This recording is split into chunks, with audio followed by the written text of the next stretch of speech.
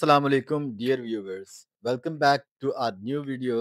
आज की हमारी ये वीडियो नंबर 5 है और आज का हमारा टॉपिक लास्ट टॉपिक से रिलेट करता है। ये लास्ट टॉपिक में हमने पढ़ा इनकम फ्रॉम बिजनेस सेक्शन 18 और सेक्शन 20। आज की वीडियो के अंदर हम डिस्कस करेंगे सेक्शन 21 को। सेक्शन 21 एक इंतहाई इम्पोर्टेंट इनकम टैक्स का सेक्शन है, बिकॉज ये सेक्शन ऑडिट कंडक्ट करते वक्त बहुत ज़्यादा यूज़ होता है। मैं अपनी प्रीवियस किसी वीडियो में आपको ऑलरेडी बता चुका हूँ कि ऑडिट का पर्पस होता है किसी तरह से टैक्स पेयर की इनकम को बढ़ाया जाए ताकि उसकी टैक्स की लाइबिलिटी को भी हम बढ़ा सकें। तो किसी भी जब भी कोई टैक्स पेयर अपनी रिटर्न फाइल करता है तो उसके दो साइड्स होती हैं। एक साइड पर उसकी इनकम्स आती हैं और दूसरी साइड पर उसके एक्सपेंसेस आते हैं। इनकम को हम बढ़ा सकते हैं कंसीलमेंट्स को फाइंड करके, कंसीलमेंट ऑफ इनकम को फाइंड करके, और दूसरी तरफ हम टैक्स पेयर की नेट इनकम को बढ़ा सकते हैं by disallowing the expenses claimed by the tax payer. अब देखें, जब कोई टैक्स पेयर अपनी रिटर्न के अंदर अपना प्रॉफिट एंड लॉस अकाउंट या इनकम स्टेटमेंट फाइल करता है तो उस सूरत के अंदर वो अपने एक्सपेंसेस क्लेम करता है। तो उसकी टोटल ग्रॉस रेवेन्यू में से एक्सपेंसेस माइनस होने के बाद जो अमाउंट आती है वो उसकी होती है नेट इनकम, जिसके ऊपर फाइनली फिर टैक्स कैलकुलेट होता है।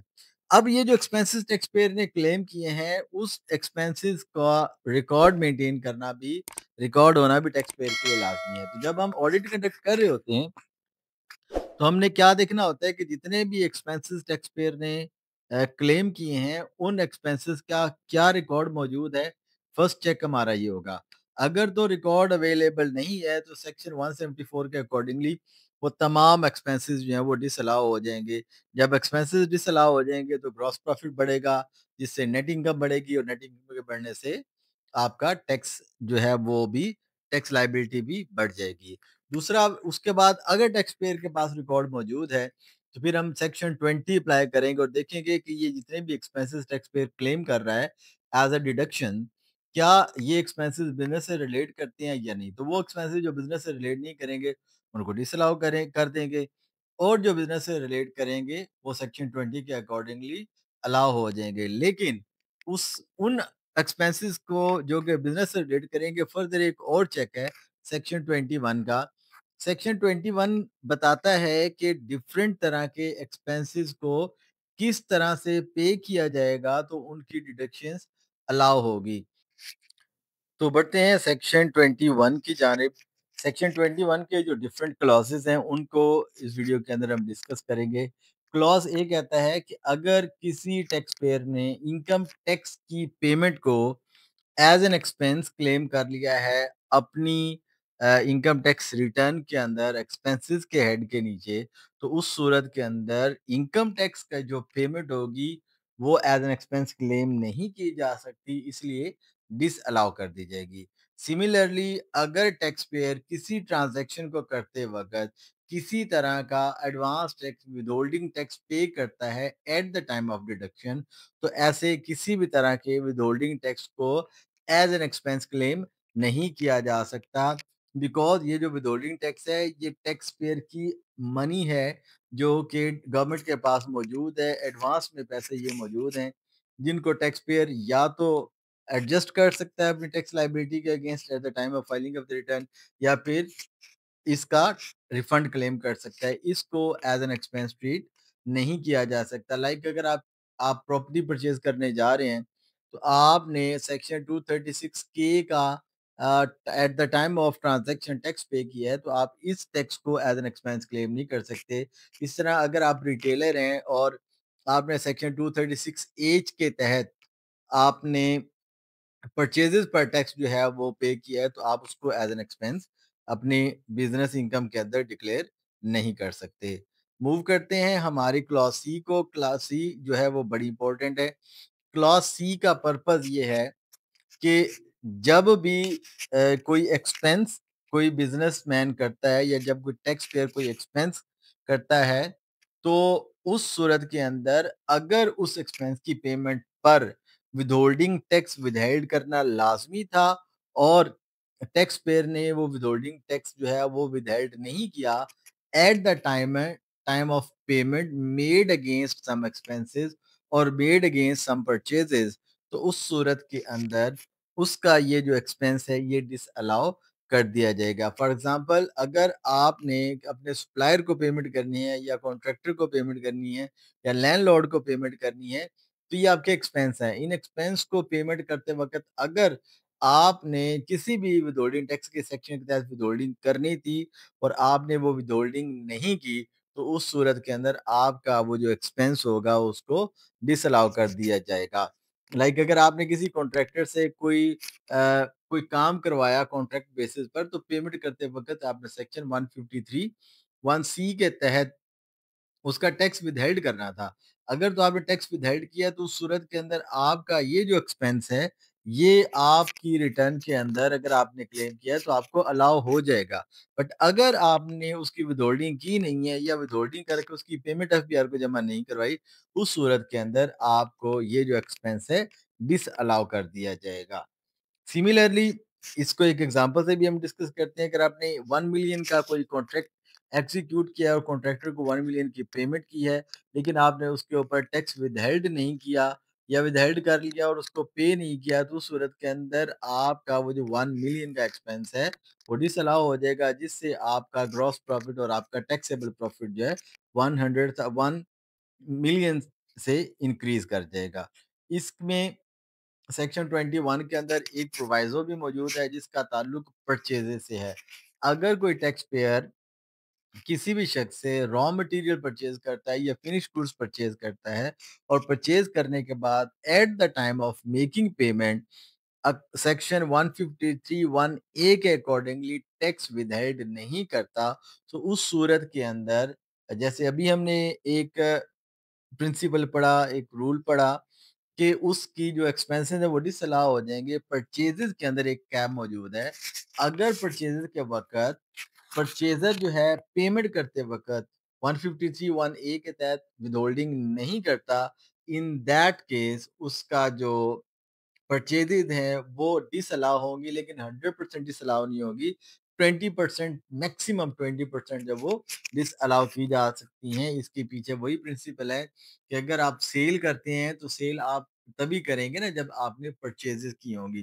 तो आप 100% परचेज़ेज़ को डिसअलाउ नहीं किया जा सकता। इसको भी एक एग्ज़ाम्पल से हम सीखते हैं कि अगर आपने 1 मिलियन का रॉ मटेरियल परचेज़ किया है, 1 मिलियन की पेमेंट करते वक़्त आपने विथहोल्डिंग टैक्स जो है वो विथहेल्ड नहीं किया, तो आपकी 1 मिलियन की परचेज़ेज़ का 20% डिसअलाउ कर दिया जाएगा और आपकी परचेज़ेज़ को अब 1 मिलियन से घटाकर 8 लाख कर दिया जाएगा, जिससे आपका ग्रॉस प्रॉफिट बढ़ेगा, आपकी नेट इनकम बढ़ेगी और अल्टीमेटली आपका टैक्स लायबिलिटी भी बढ़ जाएगी। मूव ऑन करते हैं सेकंड प्रोविज़ो की तरफ। सेकंड प्रोविज़ो सेक्शन 153 1 सी का ये कहता है कि अगर किसी टैक्स पेयर का विथहोल्डिंग का ऑडिट कंक्लूड हो चुका है और उस ऑडिट के बाद जो एज़ अ विथहोल्डिंग एजेंट उसने टैक्स विथहेल्ड करना था और करके जमा करवाना था, अगर वो उसने नहीं करवाया और विथहोल्डिंग के ऑडिट के बाद वो रिकवरी एस्टेब्लिश होती है और टैक्स पेयर लेटर ऑन वो रिकवरी कर देता है, तो अब आप इन एक्सपेंसेस पर विथहोल्डिंग की प्रोविजंस के मुताबिक आप उनको डिसअलाउ नहीं करेंगे, बिकॉज़ उसकी डिसअलाउंस पर ऑलरेडी एफबीआर टैक्स और विथहोल्डिंग के ऑडिट में उसको चार्ज कर चुका है, लिहाजा डबल टैक्सेशन नहीं की जा सकती।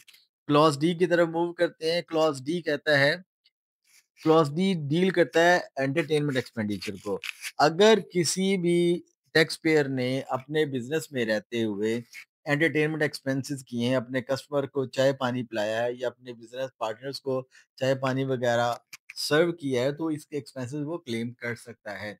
बट अगर वो जो चीज़ें जो एज़ एन एंटरटेनमेंट सर्व की जा रही हैं, वो अपने बिज़नेस के कस्टमर्स को या बिज़नेस के दूसरे वेंडर्स को या स्टेक होल्डर्स को, तो वो जो अमाउंट जो खाना खिलाया जा रहा है, रिफ्रेशमेंट दी जा रही है, वो पाकिस्तान के नॉर्म्स के अकॉर्डिंगली होनी चाहिए। यानी कि अगर आप चाय, कॉफ़ी वगैरह देते हैं, तो आप उसको एक्सपेंस क्लेम कर सकते हैं। बट अगर आप अपने कस्टमर्स को या डिफरेंट वेंडर्स को या अपने बिज़नेस स्टेक होल्डर्स को वाइन ऑफ़र करते हैं, तो वाइन क्योंकि पाकिस्तानी नॉर्म्स के अगेंस्ट है, तो सूरत में उसकी को एज़ एन एंटरटेनमेंट एक्सपेंस जो है वो क्लेम नहीं किया जा सकता। अगर कोई टैक्स पेयर क्लेम करता है तो उसको डिसअलाउ कर दिया जाएगा। Clause E unrecognised provident fund को डील करता है। अगर किसी शख्स ने कंट्रीब्यूशन किया है toward an unrecognised provident fund तो उसको एज़ एन एक्सपेंस क्लेम नहीं कर सकता। अगर किया होगा तो उसकी डिडक्शन अलाउ नहीं की जाएगी।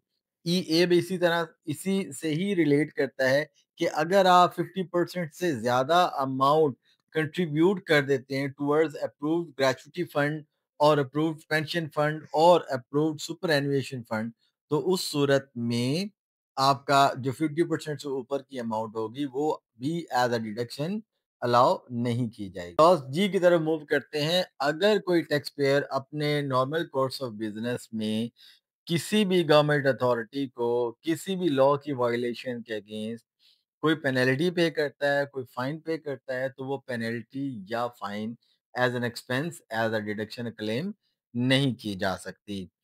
एज क्लॉज़ एज डील करता है पर्सनल एक्सपेंडिचर को आप किसी भी तरह के पर्सनल एक्सपेंस को एज़ अ डिडक्शन अपनी बिज़नेस इनकम के अगेंस्ट क्लेम नहीं कर सकते।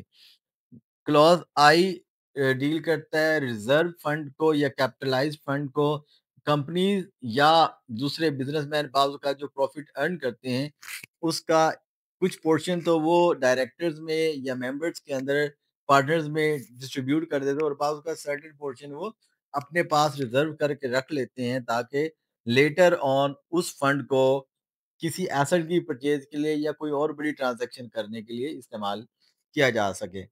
अब वो अमाउंट जो आप रिज़र्व फंड में डाल रहे हैं, उसको आप एन एक्सपेंस या एज़ अ डिडक्शन क्लेम नहीं कर सकते। इसी तरह क्लॉज़ जे है, क्लॉज़ जे कहते हैं कि अगर कोई एसोसिएशन ऑफ पर्सन अपने किसी मेंबर को किसी भी तरह का प्रॉफ़िट ऑन डेट देती है, ब्रोकरेज, कमीशन, सैलरी या कोई भी रेम्युनरेशन देती है, तो एओपी अपनी रिटर्न के अंदर बिज़नेस के हेड के नीचे इन तमाम पेमेंट्स को एज़ अ डिडक्शन क्लेम नहीं कर सकती। क्लॉज़ एल की तरफ आते हैं। क्लॉज़ एल हमारा बड़ा इंपॉर्टेंट क्लॉज़ है। ये क्लॉज़ एल एंश्योर करता है कि जब भी कोई एक्सपेंस किया जाए तो उसकी पेमेंट थ्रू बैंकिंग चैनल की जाए।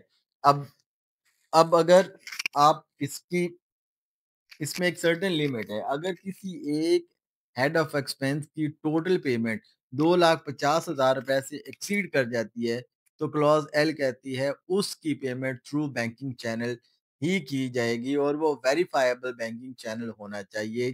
यानी कि पेयर और पे की डेबिट और क्रेडिट एंट्री से उसको वेरीफाई किया जा सके। अगर तो 2.5 लाख से ऊपर के किसी हेड ऑफ एक्सपेंडिचर की पेमेंट बैंकिंग चैनल से नहीं की जाती, उस सूरत के अंदर इस तरह के एक्सपेंसेस जो हैं वो भी डिसअलाउ हो जाएँगे। बट यहाँ पर कुछ एक्सेप्शंस दी गई हैं, कुछ कुछ एक्सपेंसेस ऐसे हैं जिनकी आप पेमेंट कैश में कर सकते हैं और उसको एज़ एन एक्सपेंस आप क्लेम भी कर सकते हैं। उनमें कौन से एक्सपेंडिचर हैं? अगर आपका किसी हेड ऑफ एक्सपेंस का वॉल्यूम 2,50,000 से कम रहता है तो आप पेमेंट इन कैश कर सकते हैं। सिमिलरली यूटिलिटी बिल्स की पेमेंट आप जितनी भी अमाउंट हो वो आप पे कर सकते हैं through through cash. Similarly freight charges जो हैं उनको भी आप पे कर सकते हैं इन कैश। ट्रैवल फेयर्स हैं, पोस्टेज वगैरह हैं या किसी भी तरह की पेनल्टीज़, फीस, फाइन किसी भी गवर्नमेंट डिपार्टमेंट्स को आप इन कैश पेमेंट कर सकते हैं।